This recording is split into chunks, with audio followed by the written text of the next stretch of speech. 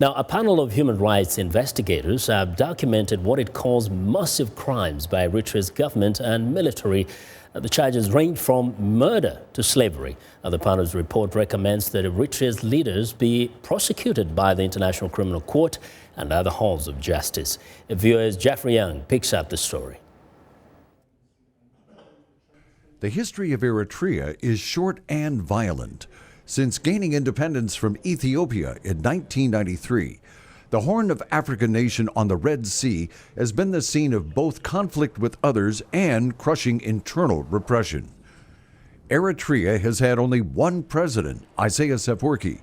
He and his secretive inner circle have ruled the nation of 6 million people with an iron fist for its entire 23-year history. Now a United Nations-sponsored commission is calling on the International Criminal Court at The Hague to put Eritrea's civilian and military leadership on trial. Michael Smith, chairman of the Commission of Inquiry on Human Rights in Eritrea, explains the panel's findings. Our report has documented a range of crimes that amount to crimes against humanity in Eritrea. We have found enslavement. We have found detention for indefinite periods. We've found murder. We've found persecution. We've found rape. We've found enforced disappearances. These are extremely serious. The Commission's findings are similar to another one done a year earlier. That report was rejected by Eritrea's government, which has prevented Commission members from visiting the country for first-hand observations. The panel's conclusions were based largely on interviews with Eritreans in exile. This report does not specifically point to President Afwerki or identify culpable military officers by name. Bronwyn Bruton, who follows Eritrea for the Atlantic Council Research Group, says the omission of names weakens the report's recommendation. If they've documented crimes against humanity, then they should be able to say who perpetrated them, because it's a very serious charge, and I would expect to see a list of those people included. Other human rights activists, however, do not share Bruton's concern. Leslie Lefko, Human Rights Watch's Deputy Director for Africa, told VOA by Skype from Amsterdam that the names of suspected war criminals were left out for specific purposes. There are a number of reasons.